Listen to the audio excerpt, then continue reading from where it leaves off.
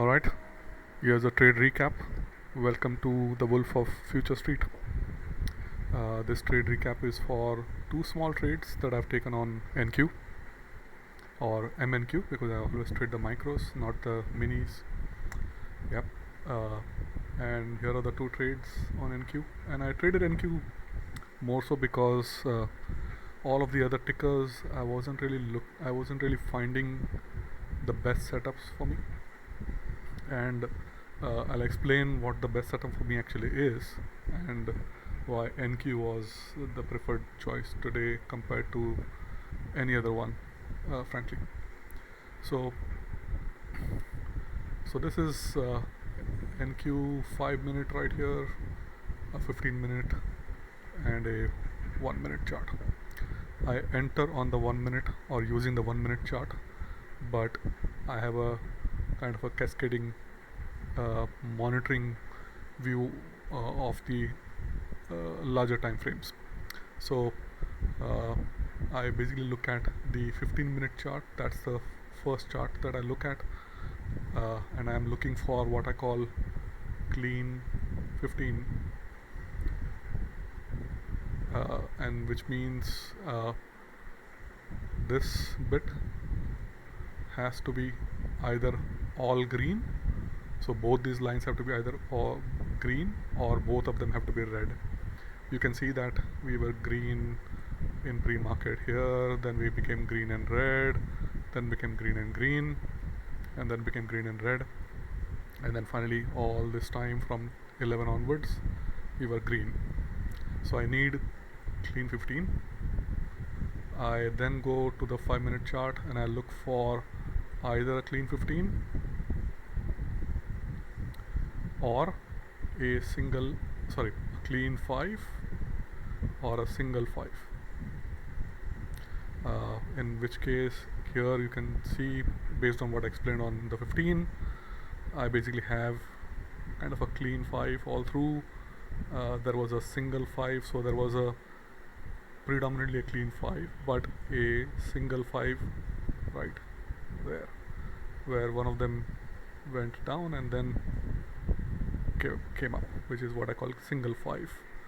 This is a double 5, which I'll come to as well. But yeah, we were double 5 from here, we were double 5 negative here, and we were clean 5 in the pre-market. Anyways, that's not the point. The point is that I have a code.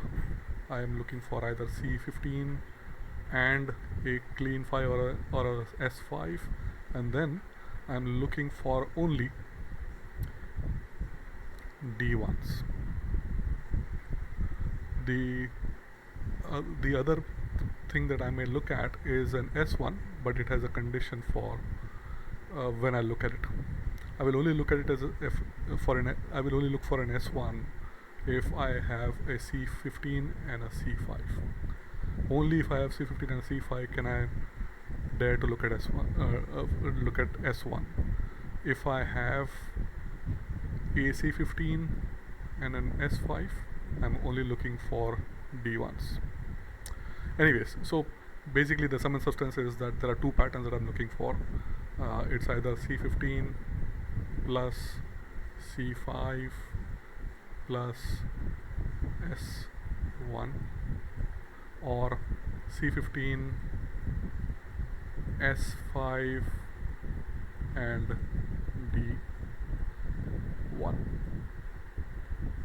That's what I'm looking for, right? So now that what I'm looking for is kind of done with, here are the two trades. So here, this is the trade that I've entered, and again, if it's a D1, my entry will always be on the 200 EMA.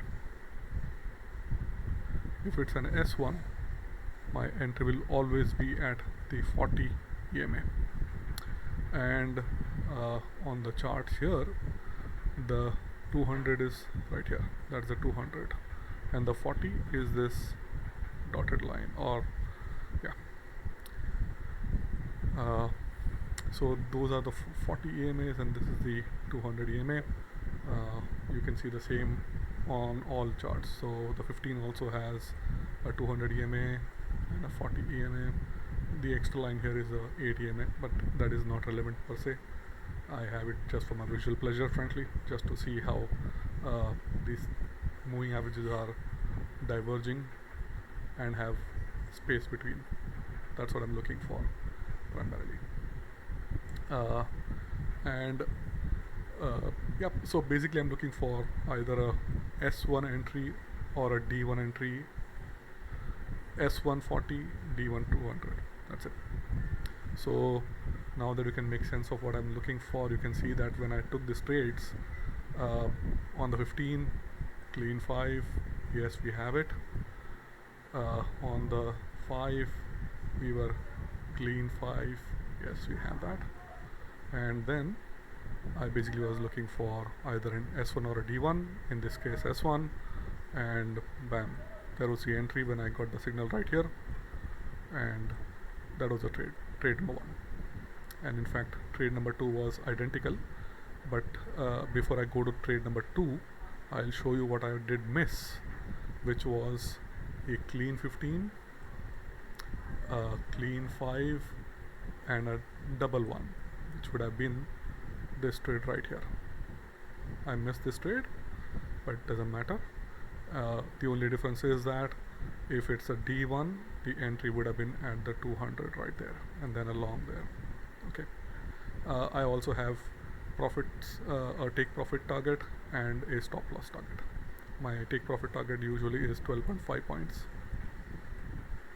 or more depending on the day, but my stop is 7.5 points. So yeah, that's what I missed, but it was part of my rule, and if I was looking at the charts, I would have probably taken that trade, but I wasn't. And then when I came back, I saw this was happening right here, and then you again have the same clean 15. Yes, that was the case even at around 230. Absolutely, yep, right there, all clean. Right, then I'm looking for a clean 5, which is clean 5, no problem, and then an S1 or a D1. In this case it was an S1. So S1 entry is on the 40 EMA, which was right there, go long, right, with the take profit and stop loss. Anyway, so that's what it is. But I also want to point out a couple of things. We keep hearing about trader psychology and this whole point about how we need to be mentally be psyched about what we want to achieve. A lot of fluff around psychology, and I kind of find it to be a bit distracting. What I really find useful is two things, or I actually like the word discipline, right? We often keep hearing, oh, we need to be disciplined. DISCIPLINE, right? I think, yeah, it's early morning, but discipline, right? And then we also hear about no FOMO, or the converse of FOMO is patience, right? And I just want to break these 2 points down because they are really important, and I want to break it down from a trader's point of view, or I would say probably my point of view. I'm not sure if others may agree with my version, but what I find the most important for me, or my difference between a red day or a green day, is the discipline and the patience, but in a very specific context. So what is discipline to me in this setup, right? The discipline for me is to actually look for either of these, right? I need to be just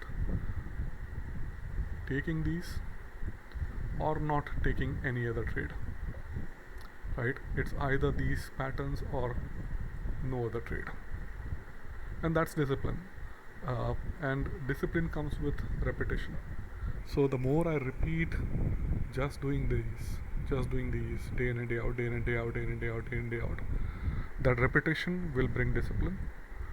uh, I mean, the honest truth is, there will be days when these patterns will not work, but the discipline actually is to still stick with these and not question my patterns that I'm trading, or not lose trust in them until there is really a need for me to relook at the patterns if they are kind of changing over a period of time, because they always say markets are always changing, so some of the patterns may disappear over time, but until those things don't change, I don't need to change my patterns, and I need to be disciplined to just stick to them. That's the big difference between a green day and a red day, as I said. Okay, so what is patience? And patience is kind of tied to discipline, but it's slightly different. The patience is to wait. The patience is, I mean, in the literal sense, is to wait. Waiting for this pattern, waiting for this pattern, waiting for this pattern, and just wait and wait, and don't try to press a button somewhere here thinking this is a half-baked opportunity and I can probably squeeze in a few points and then hopefully it may die down, doesn't matter, but I would have squeezed in 3-4 points and that would have done me for the day. That's the whole thing about patience. Patience is not to do half measures. Patience is not to compromise on your setup and only wait for the setup to arise and for you to take that setup. So slightly nuanced than disciplined, but both of them are important and have their own differences as well. So discipline is repeating a set pattern that you have seen over and over again. Patience is waiting for that setup to arise and not compromising in it or just clicking buttons for the heck of it. And that's the difference between gambling and trading, frankly. So I just want to highlight these 2 points. I think they are overdone on YouTube and most other places, and there are books written about it, but frankly you don't need to you need to read a book. In my view, I have not read a book, frankly, on discipline and patience.